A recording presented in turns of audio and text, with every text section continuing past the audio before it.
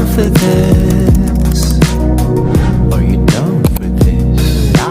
If you're in the mood, we can take it to the moon. Just like a movie scene, table for two. No need to be.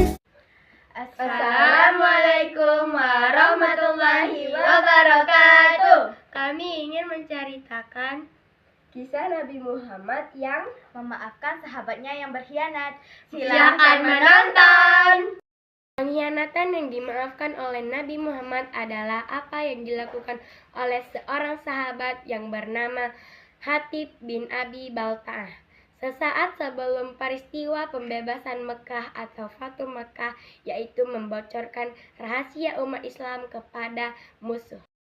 Hatib bin Abi Balta'ah adalah salah satu sahabat Nabi yang ikut berhijrah dari Mekah ke Madinah. Sama seperti kebanyakan sahabat Nabi lainnya, Hatib meninggalkan anak dan hartanya di Mekah. Ia tercatat ikut beberapa pertempuran bersama dengan pasukan umat Islam, seperti Perang Badar. Karena itulah, dia sedikit dari sahabat Nabi yang mendapatkan julukan Ahlul Badar. Kisahnya bermula dari umat Islam tengah menyiapkan alat-alat perang.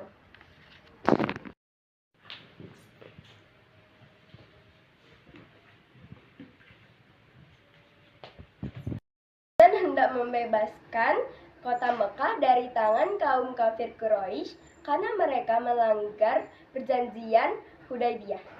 Pada saat itu, Hatib bin Abi Balta'ah mengirimkan surat kepada kaum kafir Mekah tentang rencana Nabi Muhammad yang sedang mempersiapkan pasukan umat Islam. Mekah. Hatib menitipkan surat kepada seorang perempuan musyrik yang datang dari Mekah ke Madinah yang bernama Sarah. Sarah adalah budak Abu Amr bin Saifi bin Hashim bin Abu Manaf. Dia datang ke Madinah untuk meminta sumbangan karena semua keluarganya dikalahkan umat Islam pada saat Perang Badar. Singkat cerita, Nabi Muhammad mengetahui surat itu setelah diberitahu malaikat Jibril. Tentu saja, Nabi dan sahabat yang mengetahui hal itu menjadi geram. Namun, Nabi mampu untuk menahan emosi dan amarah. Kemudian, beliau menunjukkan surat tersebut kepada Khatib dan meminta penjelasan darinya. Apa yang dimaksud dari surat tersebut? Setelah itu, Khatib meminta agar Nabi tidak terburu-buru untuk menghakiminya. Dia kemudian menjelaskan maksud dan tujuan dari kirimannya surat tersebut.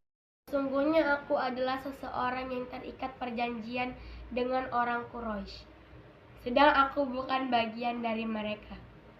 Sementara orang-orang yang bersama Anda dari kalangan muhajirin memiliki kerabat dari Mekah, tempat keluarga mereka akan melindungi diri dan harta mereka. Hatib.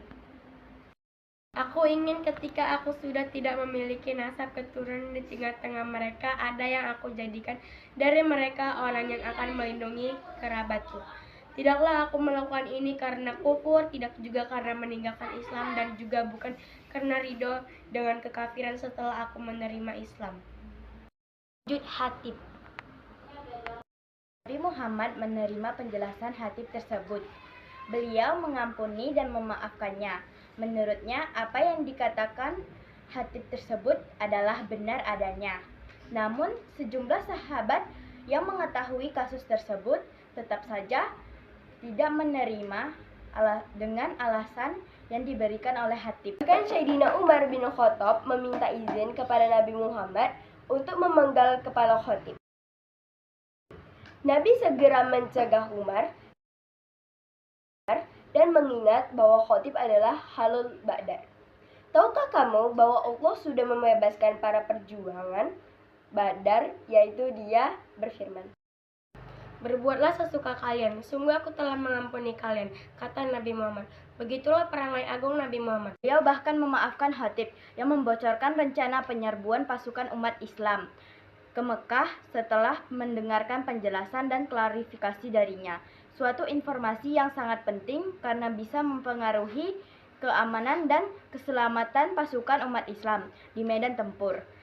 Beruntungnya surat tersebut diketahui oleh Nabi Muhammad. Pada akhirnya Mekah berhasil dibebaskan dengan tanpa ada pertumpahan darah. Down for this.